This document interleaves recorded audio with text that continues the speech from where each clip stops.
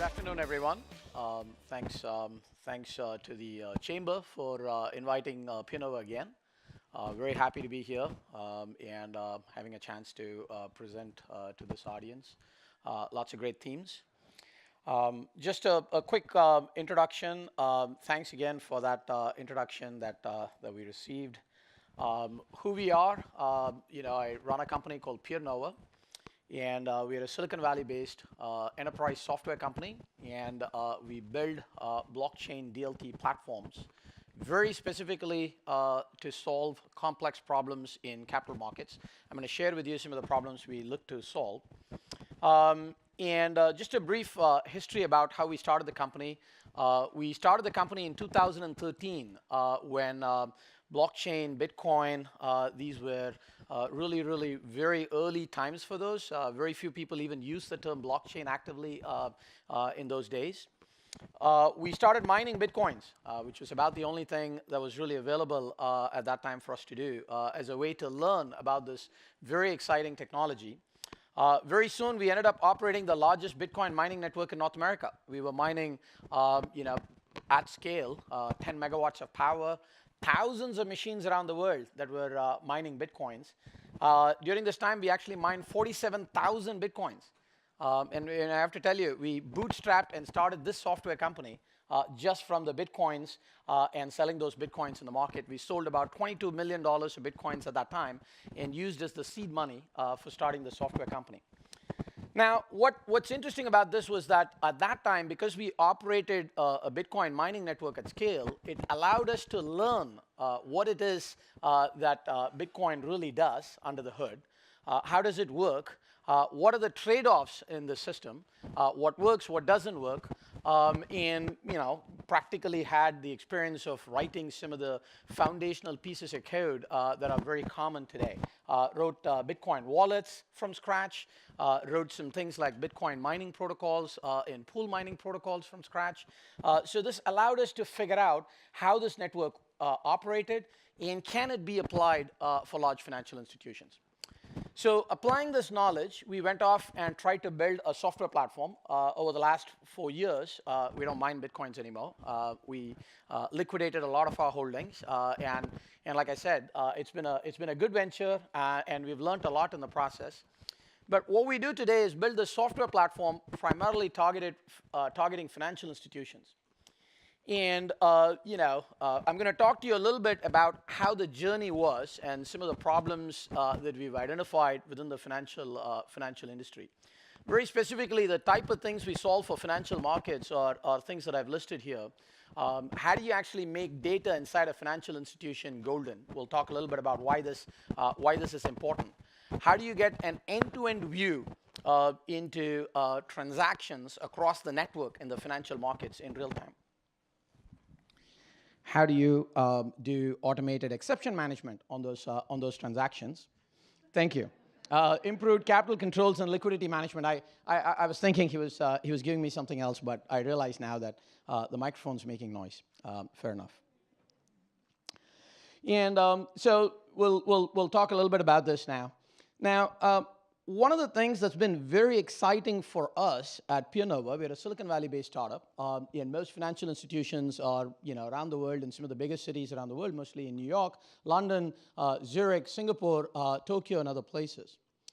There's been a massive amount of interest from the global financial market in experimenting and playing with blockchains, cryptocurrencies, trying to understand this technology and actually adopt it. Now, why is this happening? Why are banks, some of the largest players in the market, with the threat of disruption, why are they really interested in this? And this chart is an illustration of the concept that's sort of behind, in our minds, what's driving financial institutions to think about blockchains. If you look at this blue bar on the extreme left, before 2008 financial crisis, the average return on equity for the largest financial institutions around the world was 15%. This drove the stock prices of these financial institutions. So before 2008, if you held a portfolio of large bank stocks, JP Morgan, Goldman Sachs, they were amongst some of the most profitable companies in the world, and they were really, really good investments to have. They were growing, and the return on equity was great. Post 2008, with all the regulatory challenges that have happened in the market, this return on equity has come down to roughly in the 4 to 8%. Now, where is this reflected? This is reflected today in the stock prices of some of the biggest banks. At some point, Citi was one of the high-flying stocks. Over the last 10 years, if you'd been holding on to Citi as a stock, your stock hasn't done that great simply because of this factor. And what's been driving this? Well, it's because of all the regulatory frameworks, not just in the US from Dodd-Frank, but from around the world, Basel II, a whole bunch of EU regulations, around the world regulations that have come in. And this regulatory regime is not going to stop because we are seeing newer and newer regulations coming in. For example, GDPR just came on last year. There's more stuff from Dodd-Frank that's actually being rolled in. And so there's no real respite for banks from this regulatory framework.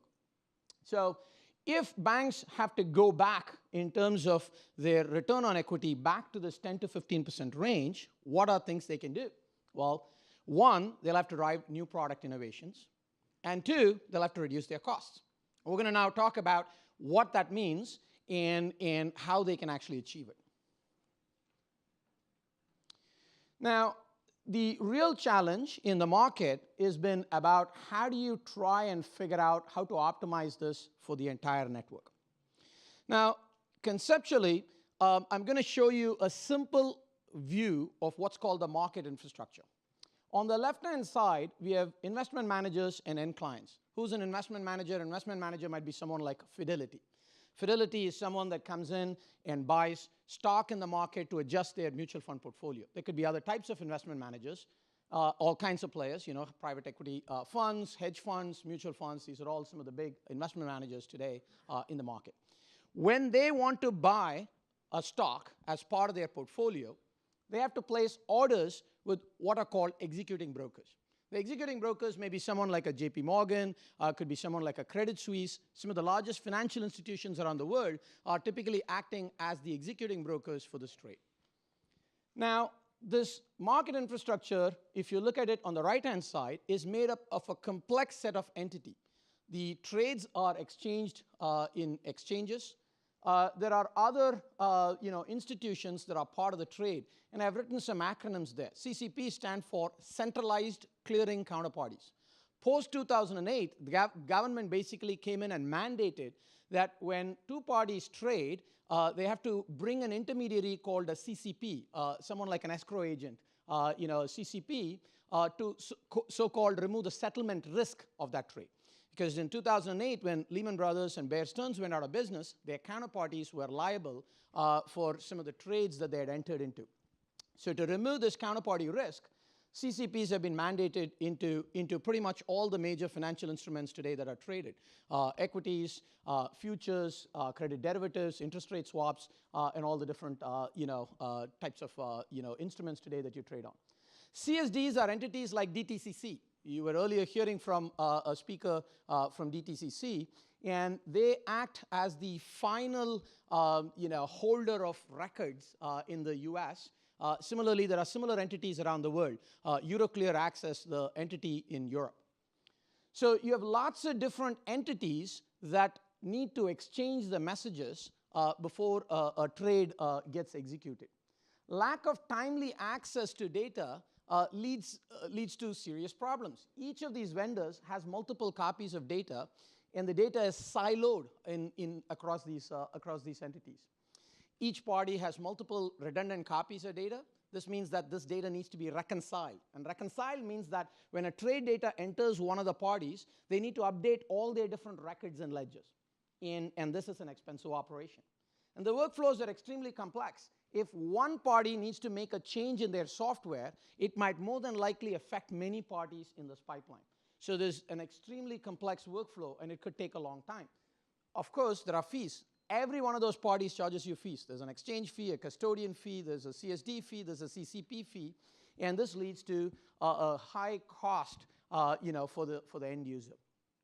Even more important is that each of these parties result in creating big amounts of capital buffers. because there are exceptions potentially that can lurk anywhere in any of these parties, each of these institutions have to have capital reserves today in their balance sheet to mitigate against the risk of these exceptions. So each party needs to hold high amounts of capital buffers for exceptions on the entire infrastructure.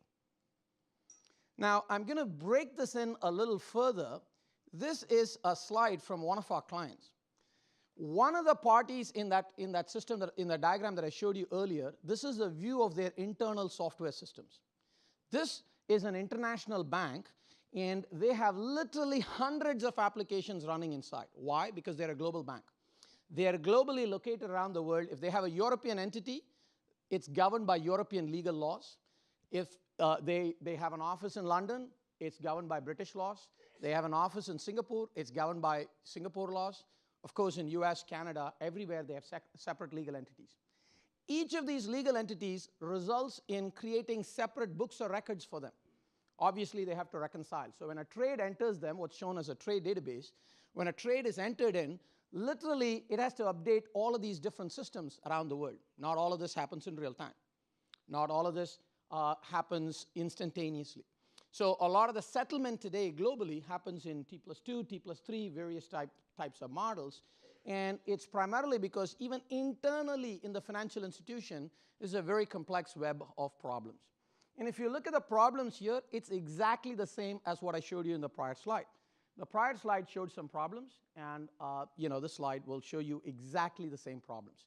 So the problems in the market infrastructure don't extend only to all the different parties and their standards, but it actually extends beyond that. It actually goes inside a financial institution as well. So inside a financial institution, they end up having huge capital buffers and very, very expensive infrastructure they have to maintain.